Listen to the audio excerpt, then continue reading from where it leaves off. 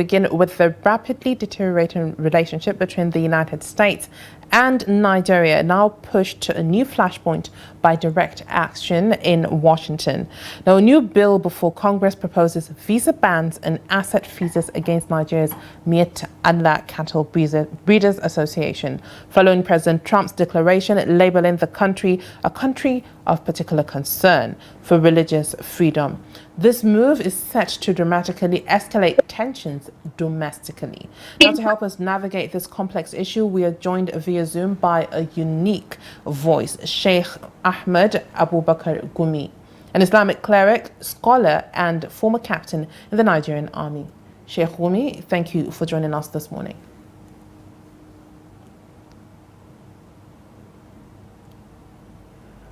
All right, do we have Sheikh Gumi on the line? It's good morning, everybody. Good morning, and thank you for joining us. Yes. So it's a pleasure to be on you. All right. On your program. All right, thank you very much.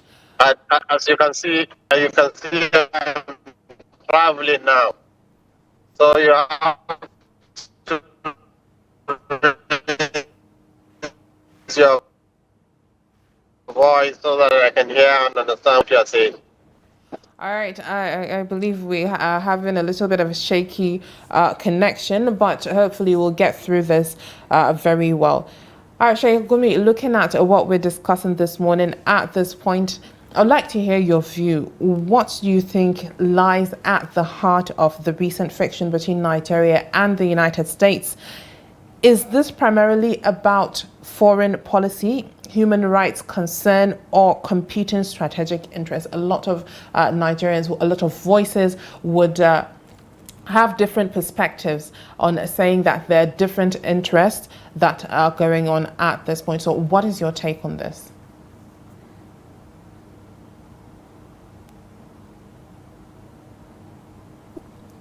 I think all of the above. Whatever Nigerians say about this issue kicks in because it's something that is cumulative. The killings in Nigeria are irrespective of religion or even ethnicity. Everybody's involved. And it has been for a long time, since Jonathan's time, or in fact since Radwa's time, you know, when Boko Haram were attacked and they took arms. So why now? Why now is America concerned about Nigeria? That is the issue. So many issues are involved in it. Why they want to concentrate now and attack Nigeria?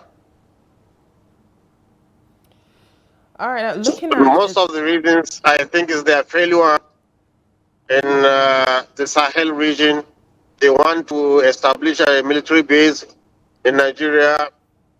They want our resources, as they have done in Iraq. And all the reasons people have proposed, intellectuals have proposed, it's all of it. So it's just time for them now. And most important is the politics. All right. They don't want.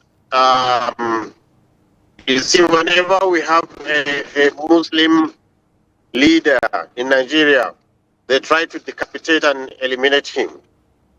They have killed Tafa Balewa, Sardauna.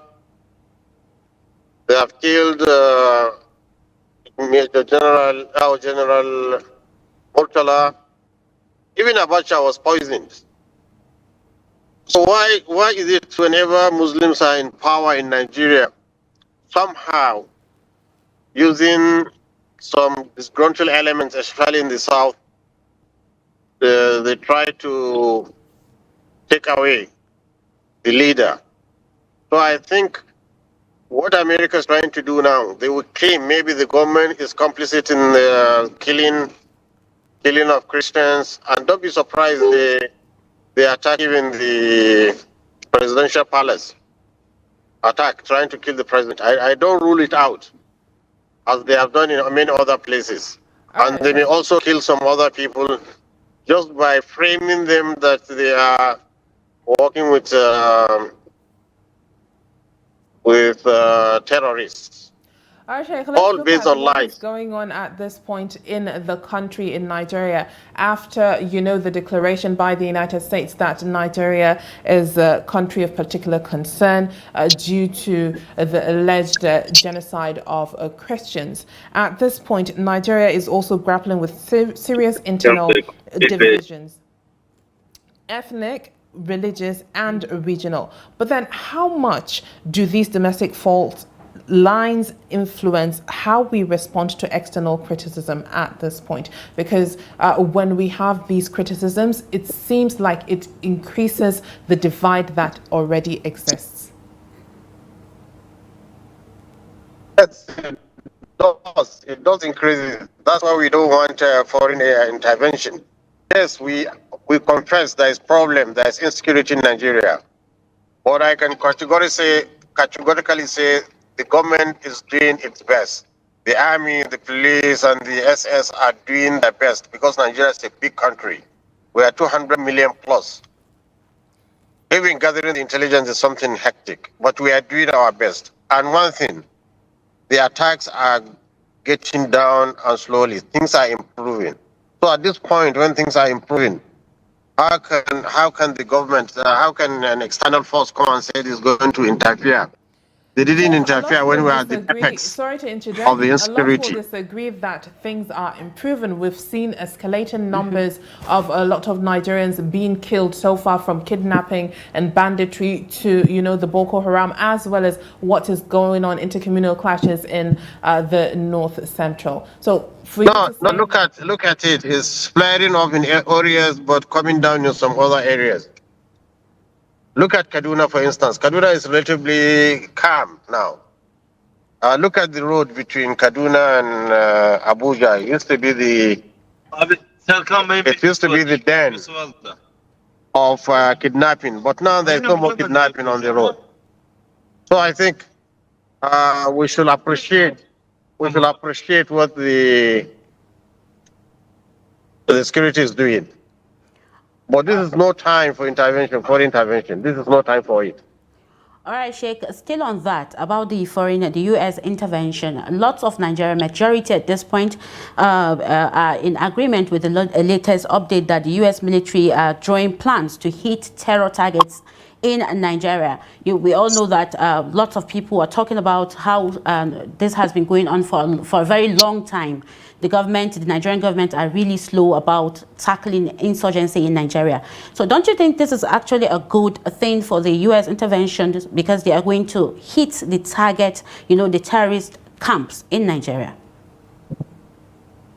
Let me tell you one thing, why the government is slow. In fact, there is some kind of guilty consciousness. Because look at Boko Haram, how it started. Their leaders were summarily executed and they took up arms.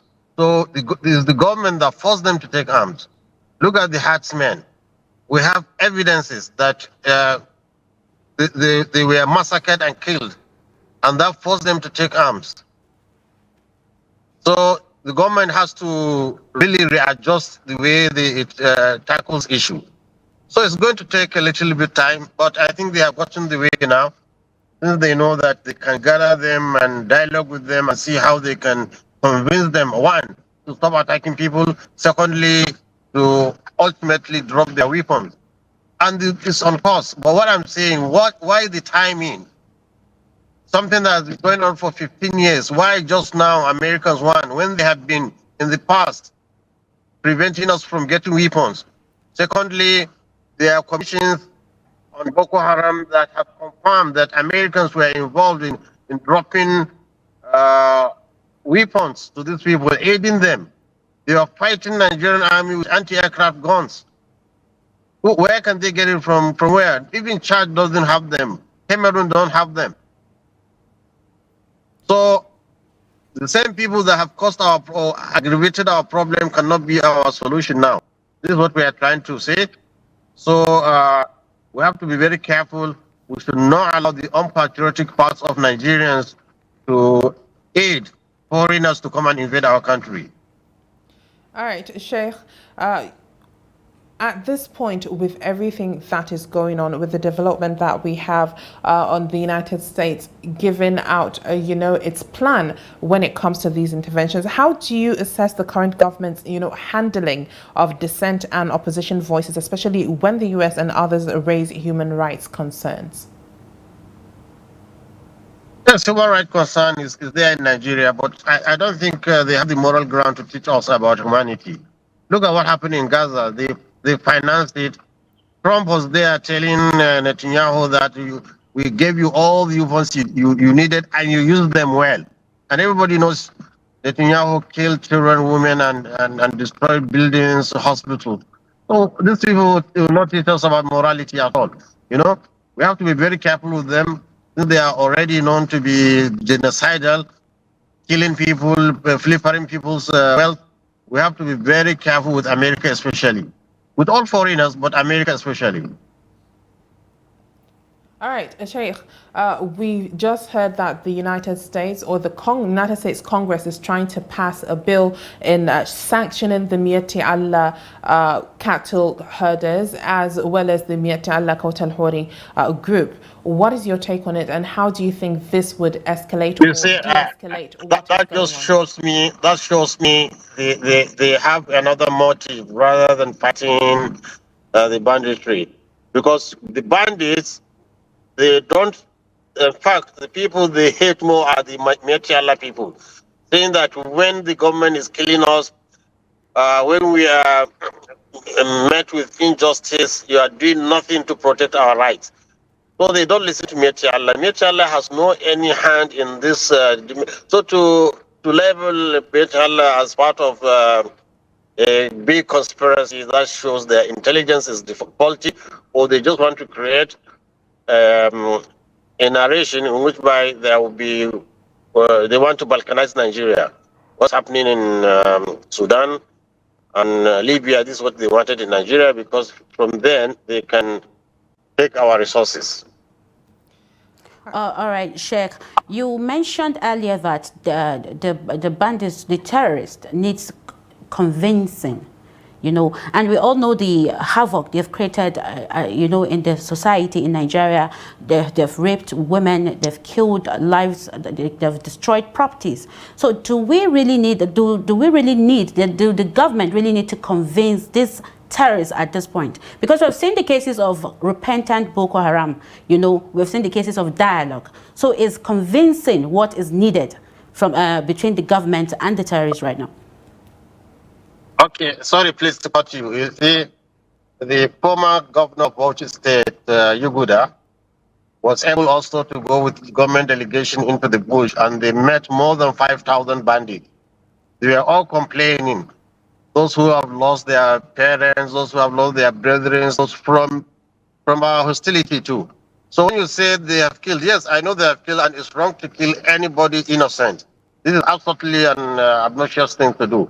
We don't support that. But you see, if you know their psychology, they are on a revenge mission. Everybody knows the herdsmen, especially the flying herdsmen. They don't just attack people. We have been living with them for centuries. They don't attack people without any cause. So what I think government needs to do is to really bring them up together in a unison and in a holistic form, so that there is peace. And they are ready for that, because if you call them for peace, they come. It's unlike the others, like IPOB. IPOB, the government has been trying to dialogue with them. They still refuse. They are still behind creating separate states. They're secessionists. Besides being terrorists, they're secessionists. Well, these people are not secessionists. They want peace. They call for it. In fact, they even invited a lot of media. I think Daily Trust is high time it really goes into the bush and have, although they did it before, and the former government prevented it from airing it on air. So why is government afraid of listening to these people? They just want to demonize them and give reasons to come in and divide us and cause mayhem in Nigeria and divide the tribes, like what is happening in Sudan now. All right. Sheikh, just as you mentioned, you spoke about mediation and making sure that there's an agreement between both sides. And you've been outspoken on issues of insurgency, dialogue, and rehabilitation as well. So, how might the current US-Nigeria standoff affect cooperation in counterterrorism and intelligence sharing? And how do you think the country should tackle these issues at this point? Let me tell you, the Americans are never ready for us to assist us to tackle this problem. In fact, they want it to persist so that they have a reason to attack us. They want to attack us to have a base, as I've said. I don't have to repeat it. And whatever all the intellectuals have said is correct. We have our own congregation of scholars who have studied this for a long time. And we found that America is just not trying to get an excuse. It cannot exonerate itself from what is happening, the insecurity is happening. Because these people, there's no way they get the weapons they are using against our army without the collaborations of an international group. And the former chief of defense staff have said it categorically that they are sponsored. In fact, when they catch some of them, they find them with foreign currency and the kind of ammunition they use. So there is no way that the international community is not involved. And now, if you ask who is policing the world, it's America. So they know who is selling guns, who is running guns. They know everything. In fact, in Nigeria, we have the CIA office. We have all those intelligence offices in Nigeria. They know everything. They know. In fact, if they want to strike, as he said, he wants to do it very fast. They're just going to kill some people, some influential people, as they did in Iraq when they went. They killed more than 500 professors ago. Just like what the Israelis in collaboration now. Trump is confessing that he was in charge of attacking Iran, and what they did was to kill all their generals and scientists. And this is what they are trying to do for Nigerians. You know, decapitation, we call it. They kill the leaders. So now they will take maybe very influential political leaders, very influential religious leaders, attack them at once and kill them. So the rest will be slaves to them because nobody can raise his voice. All right. And if you can, myself, I'm suffering from this demonization. Look at all the efforts I've been trying to bring peace in our region. Because I'm in the eye of the storm, I know what our population is suffering from. I am a victim of this bandit. My brother was kidnapped. We had to pay about 5 million, to ransom him. All right. I have a relative who was in the army, was ambushed by these bandits. They killed him. And we have stake in the nation. That's why we are trying to pacify and see that there is peace in the nation, and yet now they will say you are a bandit of advocate, you are a bandit, this, a bandit that. They don't want us to have a solution to this problem, So I don't think Nigeria should really entertain. What I call for Nigerians or Nigerian government to do immediately is to go into military pact with China and Russia, so that they give us some anti-aircrafts. That is their only weapon. They cannot put boots on the ground. The military, the American military, cannot put boots on the ground. They know they cannot hold a ground. Just like they didn't do it in Iraq, just like they didn't do it in Afghanistan. What they do is to bombard, kill, decapitate leaders. This is the only thing they can do. So we should try and get very good anti-aircraft missiles now. It's high time for Nigeria. I call on President Tinubu not to relent, and he should not think he's off the list of those people that they want to eliminate. All right.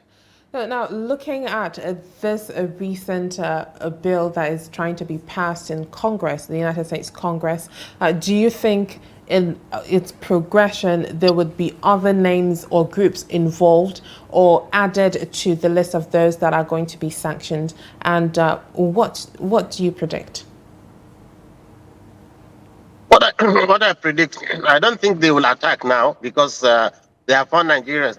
In fact, they have said Nigerians are one of the most educated people even in the United States. From our reaction and your efforts to the press, you didn't shiver like what we see in Middle East. In the Arab states, when they said America is coming, they start shivering. But our own, we thank God we are more educated, and our reaction showed that we are civilized. We cannot allow any foreigner to come into our country, mess up, and divide people. So I don't think ultimately they will attack anybody. I don't think so, because they are exposed. Their evil plans are exposed. They are so mysterious. They want to cause confusion. They want to pitch Christians against Muslims, Muslims against Christians, and this is where they come in. Sheikh there. Okay, now. Yes, I'm still. Okay, now U.S. officials and analysts have noted that much of the violence, especially the mass Christian attacks in northern Nigeria, is rooted in weak governance, not simple sectarianism. How can Nigeria leverage international partnerships beyond the U.S. to strengthen the institutions and justice system to handle security challenges internally? You've mentioned Russia and China. So can you give us more insight on that? Yes, you see, military alliance usually no nation stays alone. America itself has NATO, to augment its security. So we should have some kind of alliances with people who are friendly. I could remember the Dharma of Gombe, the former military governor of northwestern state, when it was northwestern state. He said during Gowan's time, the English and the Americans came looking for a license to mine Nigerian mineral. So he told Gowan that we